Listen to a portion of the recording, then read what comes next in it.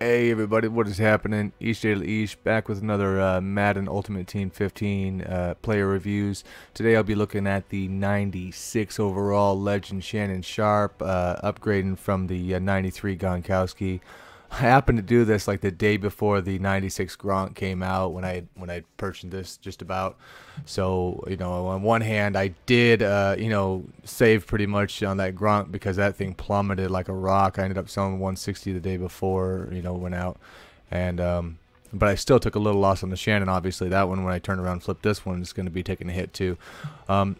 Shannon's going to be a little quicker. Obviously, the acceleration is going to be nicer. A little drop off on the run blocking here. You're giving up some height. The jump ball is not as much. I mean, Gronk's not exactly the best jumper in the game as far as that, but a 6'6" kind of blends it up. But I guess he would be too overpowered if they gave him, I guess, too much jumping. I guess they're thinking. So I figured I was going to do this, and then basically this is going to be a shorter one for two reasons. And one is I was going to turn around and get the 96 Gronk because I was a fan of that card with the blocking before. And the other thing was a few of these games I recorded when I went to make this video I found out got corrupted, unfortunately. So actually some of the really nice plays I had made with Shannon aren't going to be in here. So this one's going to be a little limited today. This one is just more of the blocking play setup.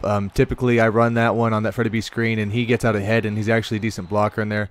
Kind of didn't do as much on that one for me. The blocking in general on this card, he makes the initial blocks pretty well, but the players will slide off him pretty quick. So that's about overall. I do notice a slight drop, obviously, between him and Gronk, if that's the guy you're comparing. Here's one where he gets out. This is a nice one to run because it isolates him on a blocker if he makes it. So you can see he hits it and the guy slides off right away. On play like that, as long as you can get around your guy, it's going to be okay. But again, if you're requiring him inside to hold it on somebody, especially when he's on a linebacker tied in on sets and stuff like that, he's going to let you down a little bit. Right there, I'm going to run this. Unfortunately, you get a little bit heavy of the Y circle on this, but he's got the route running, and he's good enough to know when the guys are deep to keep it short, which was really nice on there. It lets me run out of bounds, and it allows me to get one more play here at the end of the game when I'm tied up, which of course I get the bomb to Calvin. I do not abuse that, but in a play like that, a time like this, I'm going to take a shot at it. You know what I mean? I didn't have enough time, I felt, to get into field goal range without it. So and I had the timeout, so that's what worked out. But luckily, the play before, Shannon was clutch, and he got me out of bounds when he needed to.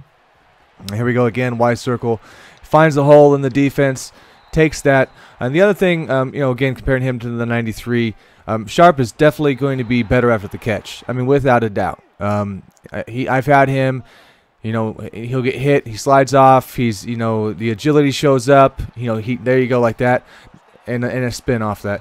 Gronk, he's not elusive at all, so he's okay. He'll bowl a couple guys here and there, but for the most part, he's not great, after the catch. And that was just, this game here, I'm going to need him to kind of come up big for me. Playing from behind, had a bad turnover early on in this one, and I'm playing against one of these cheesy dudes who runs nothing but like the weak slant blitz 90% of the game.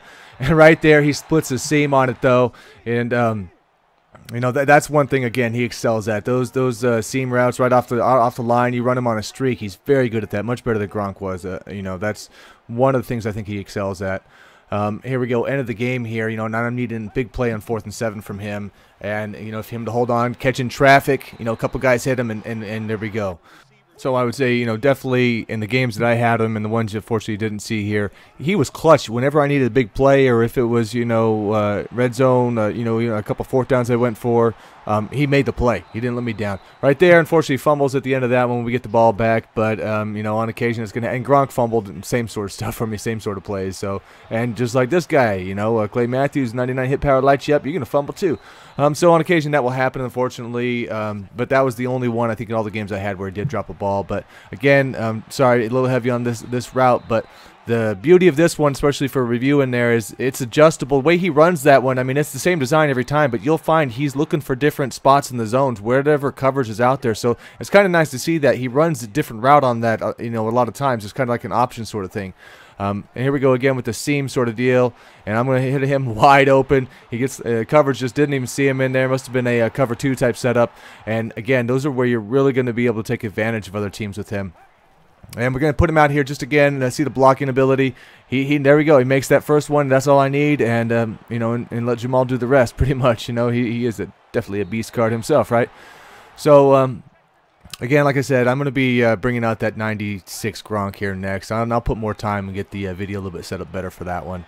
I forced the pass here, and I wanted to see if he'd make it. But see you all next time.